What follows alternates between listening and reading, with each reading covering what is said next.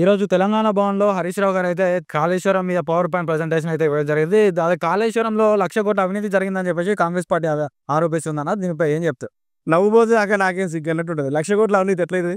Project వ్యయమే రూ. 97,00,00,000 పెరుగుతది. పెరిగితే ఆడ ఉన్న కట్టడాలున్నాయి, బ్యారేజ్‌లున్నాయి, పంప్ హౌజులున్నాయి. కాళేశ్వరం కాళేశ్వరం కట్టి మా కడుపు మీద కేసయితే కాళేశ్వరం కుట్రేసి కూలగొట్టి మాత్రం యనమల రేవంత్ రెడ్డి దొంగల ముఠ. ఈ రాష్ట్రంలో తుంగతుర్తి ప్రాంతంలో కాళేశ్వరం లేకపోతే నీళ్ళెక్కడి? సూర్యాపేటకి నీళ్ళెక్కడి? సాగునీరిచ్చి మమ్మల్ని రైతులు రాజు చేసేది కేసీఆర్ అయితే, కుట్ర చేసి కూలగొట్టేది యనమల రేవంత్ రెడ్డి దొంగల ముఠ. మీకు బరాబర్ చెప్తున్నాం. ఇప్పుడు 24 నెలల కాలంలో, 20 నెలల కాలంలో కనీసం పిల్లలు బాగైపోయింది ఈ రాష్ట్ర ముఖ్యమంత్రి. ఈ రాష్ట్రాన్ని ఏం బాగు చేస్తాడు? అది నీకు కక్ష ఉండొచ్చు, ఇంకేదైనా వివక్ష ఉండొచ్చు. దాని గురించి ఇట్లా ఇది చేయడం అనేది పద్ధతి కాదు. కాళేశ్వరం ప్రాజెక్ట్ కాబట్టి ఓన్లీ కల్వకుంట్ల వారి ఫామ్ హౌస్‌లకే నీళ్లు పారినాయి తప్ప ప్రజలకైతే ఎలాంటి లబ్ధి చేకూరలే. తుంగతుర్తికి వస్తే ఎవరి నీళ్లు బారినాయి, ఎవరి నీళ్లు బారినాయో మీరు రక్తం బారిస్తే మీకు గోదావరి జనాలతో మా కడుపు నింపేది కేసీఆర్ గారు. మీరు రక్తం బారించిన కాలంలో తుంగతుర్తి ప్రాంతం కక్షలు కాపినాలు ఉండేది. కానీ కేసీఆర్ గారు వచ్చిన గోదావరి జలాలు వచ్చినాయి.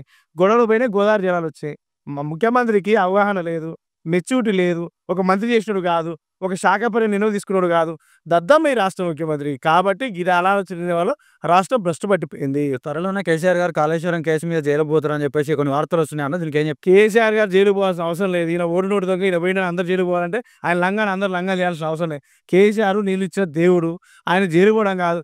అలాంటి చర్య చేసుకుంటే రాష్ట్రం అగ్నిగుండం అవుతుంది. కాళేశ్వరంలో 1,00,00,000 అవినీతి జరిగిందని చెప్పేసి కాంగ్రెస్ పార్టీ ఆరోపిస్తుంది. మరి దీనికి ఏం చెప్తారు మీ బీఆర్ఎస్ పార్టీ?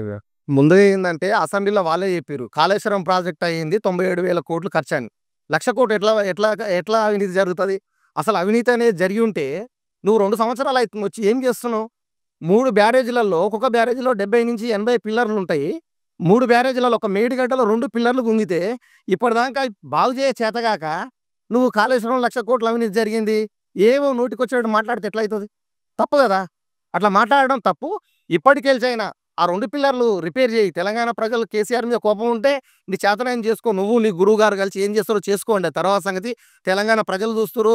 గులాబీ సైన్యం ఉంది. తెలంగాణ కోసం ప్రాణాలు అడ్డుపెట్టి కొట్లాట తెచ్చిన తెలంగాణ కేసీఆర్ మీద నువ్వు మట్టి వెళ్తే అవుతుందా? అది అసాధ్యం, నీతోని కాదు.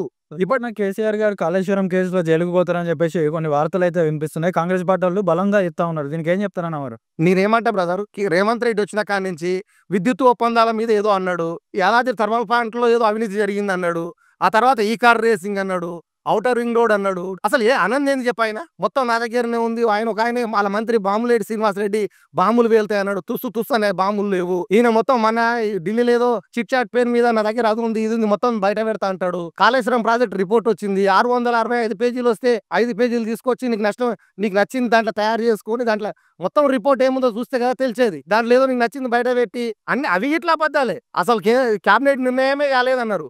ఇప్పుడు మా హరీష్ రావు గారు మొత్తం ఇప్పుడు దాంట్లో బయట పెట్టిరు. మొత్తం ఆ క్యాబినెట్ నిర్ణయం జరిగింది, సిడబ్ల్యూసి పర్మిషన్లు ఉన్నాయి, యాక్స్కో అన్నీ అసలు ఒకటి కాదు. కాళేశ్వరం ప్రాజెక్టు ఏవైతే అనుమతులు ఉండాలో అన్ని అనుమతులు తీసుకున్నావు. విత్ ప్రూఫ్ ఉంది.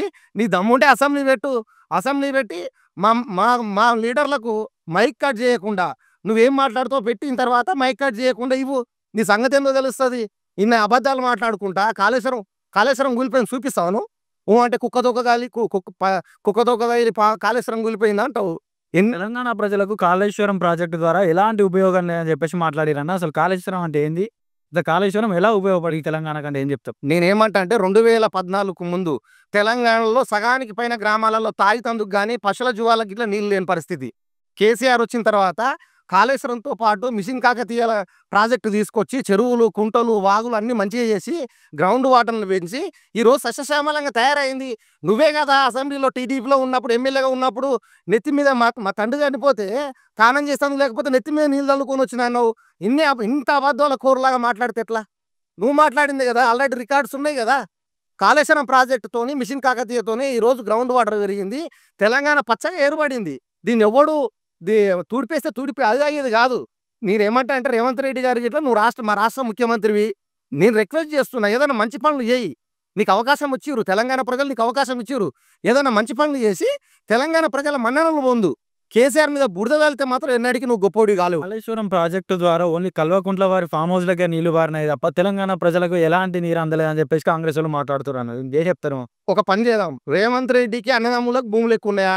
మా కేసీఆర్కు కేటీఆర్కు భూములు ఎక్కువ ఉన్నాయి తీ రికార్డులది లేకపోతే మార్పులు చేర్పులు చేసుకోరు అక్కడ ఇక్కడ ఎందుకు ఇవన్నీ అబద్ధాలు 100 ఎకరాలు సంపాదించినావు 100 ఎకరాలు నీకున్న ఆ ప్యాలెస్లు నీకున్న బిల్డింగ్లు నీకున్న భూములు మాకు ఎంతనే మీ దాంట్లో ఉన్నది మా కేసీఆర్కి ఎంత కాడ ఉన్నది 20 ఎకరాలు 25 ఎకరాలు ఎప్పుడో వెనకటి నుంచి ఉన్న ఫామ్ హౌస్ ఉంది ఆయన కేసీఆర్ ఫామ్ హౌస్కి ఒక్కరికే నిలువైనా ఇన్ని ఒకవేళ కేసీఆర్ ఫామ్ హౌస్ ఓన్లీ నీళ్ళు పోతే ఇన్ని లక్షల టన్నులు మెట్రిక్ టన్నుల వరిధాన్యం ఎట్లా వచ్చింది 2014 ముందు ఎక్కడ రైతులు ఎక్కడ ఉన్నారు ముంబైకి దుబాయ్కి వలసలు పోలేదా హైదరాబాద్లో 20 పాలమూరులో 20 ఎకరాలు 30 ఎకరాలు 50 ఎకరాలు ఉన్న రైతులు ఇట్లా హైదరాబాద్ వచ్చి రిక్షాలు ఆటోలు దొక్కలేదా కళ్ళకి గంతలు కట్టుకున్నావా లేకపోతే ఏంది నీ ఇష్టం వచ్చినట్టు మాట్లాడితే ఎట్లా నువ్వు ఈ రాష్ట్రానికి నేను మళ్ళీ ఒకటే చెప్తున్నా మా తరఫున నీకు తెలంగాణ ప్రజలు ఒక 5 ఏళ్ళు అవకాశం ఇచ్చారు మంచి పనులు చేసి పేరు తెచ్చుకో కేసీఆర్కి అవకాశం ఇస్తే అంబేద్కర్ స్టాచ్యూ కట్టిండు అంత పెద్ద సెక్రటరియట్ కట్టిండు కమాండ్ కంట్రోల్ సెంటర్ కట్టిండు హైదరాబాద్లో ఇన్ని ఫ్లైఓవర్స్ వేసిండు ఇంత డెవలప్మెంట్ చేసిండు టీఆప్ తెచ్చిరు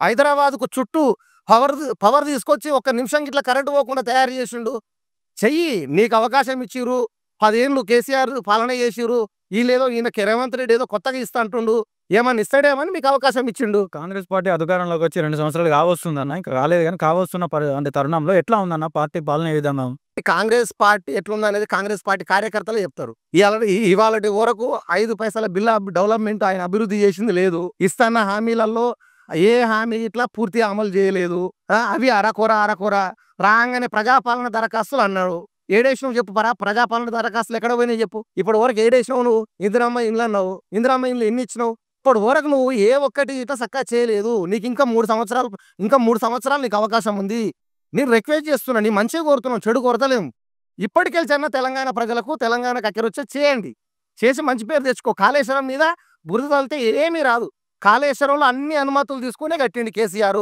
అసెంబ్లీలో తీర్మానం పెట్టే కట్టిండు క్యాబినెట్ నిర్ణయం తీసుకునే కట్టిండు కేంద్ర గవర్నమెంట్ కు సంబంధించిన అన్ని సంస్థల పర్మిషన్లు తీసుకున్న తర్వాతనే కాళేశ్వరం ప్రాజెక్టు కట్టిండు కేసీఆర్ అంతకు మించి దాంట్లో నువ్వు ఏం దువ్వినా ఏం రాదు నీ ఆంధ్ర మీడియాని పట్టుకొని ఆ పచ్చ కుక్కల్ని ఏబిఎన్ రాధాకృష్ణ గాడు ఏదో రాస్తాడు కేసీఆర్ మీద కేసీఆర్ అంటే ఈ తెలంగాణ తెచ్చిన దేవుడు కేసీఆర్ మీద నోటికొచ్చినట్టు వాయితే తెలంగాణలో చూసుకుంటా ఊకోడు నువ్వు రాసేటప్పుడు ఏ ఆధారం లేకుండా చక్కగా రాయడం నేర్చుకో ఇప్పుడు ప్రస్తుత పరిస్థితి చూసుకుంటే బీఆర్ఎస్ పార్టీ బలహీన పడుతుందనే వార్త కొంచెం చక్కర్లు కొడుతుందన్న దీన్ని ఏ విధంగా సమర్థిస్తాను నిజమేనా బీఆర్ఎస్ పార్టీ ఇప్పుడు కాదు ఎప్పుడు బలహీన పడదు ఈ తెలంగాణ కోసం తెలంగాణ సాధన కోసం ఎన్నోసార్లు ఇట్లా గడ్డి పొరకలాగా ఇసిరేసిండు కేసీఆర్ పదవులు కేంద్ర మంత్రి పదవి కానీ స్పీకర్ పదవి కానీ ఎంపీ కానీ ఎమ్మెల్యేలు కానీ పడేసిండు నీ లెక్క ఇలాంటి మాటలు మాట్లాడకూడదు కానీ మీ లెక్క దరిద్రుల లెక్క కుర్చీలు పట్టుకొని కూర్చున్న కేసీఆర్ కాదు తెలంగాణ కోసం ఇసిరేసి వచ్చిండు తెలంగాణ ఉద్యమాలకు ఎన్నిసార్లు రాజీనామా చేయలే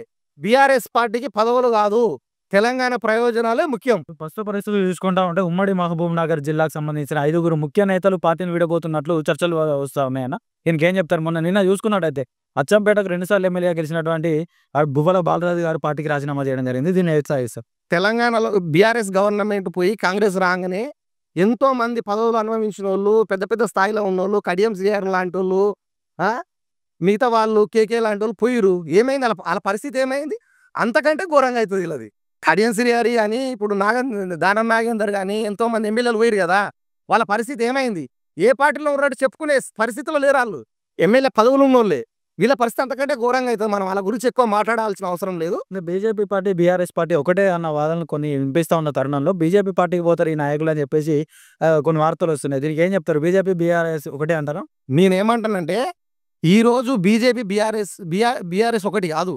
బీజేపీ కాంగ్రెస్ ఒక్కటై ఎన్ని కుట్రలు చేసినా బీఆర్ఎస్ని తట్టుకోలేకపోతున్నాము ఏదో ఒక కుట్రలు చేయాలనే ఉద్దేశంతో ప్లెక్లేషన్స్ పుట్టిస్తున్నారు తప్ప బీజేపీ బీఆర్ఎస్ ఎన్నటికీ ఒకటి కాదు ఎన్నటికి కాబోదు బీజేపీతో బీఆర్ఎస్తో ఒకటైతే ఇవన్నీ ఎందుకు వస్తాయి భయపడి బీజేపీలో పార్టీ విలీనం చేస్తారని చెప్పేసి వార్తలు వస్తుంది నువ్వు చెప్పు బ్రదర్ కేసీఆర్ కేసులకు భయపడతాడా కేసీఆర్ కేసులకు కానీ జైళ్ళకు కానీ కేసీఆర్ కానీ బీఆర్ఎస్ పార్టీ కానీ బీఆర్ఎస్ సైన్యం కానీ ఎప్పుడు కేసులకు భయపడదు దేనికైనా సిద్ధమే తెలంగాణ ప్రయోజనాల కోసం తెలంగాణ ప్రజల కోసం నీ రాజకీయ కుట్రల కోసం కాదు రాజకీయ కుట్రల కోసం ఎప్పటికీ ఎదుర్కొంటాం ఎప్పటికీ పోరాడతాం కేసీఆర్ ప్రజల కోసం రేపు గట్టమని బనకచర్ల కడతాడు కదా ఎంతమంది జైలు ఎవరితో పెట్టు చూసుకుంటాం అది తెలంగాణ ప్రయోజనాల కోసం కొట్లాడతాం తెలంగాణ ప్రయోజనాల కోసం జైళ్ళకు పోతాం కానీ ఇలాంటి నీచమైన రాజకీయాల కోసం నువ్వు ఏ కుట్రలు చేసినా ఎదుర్కొంటాం ప్రజాక్షేత్రంలో కొట్లాడతాం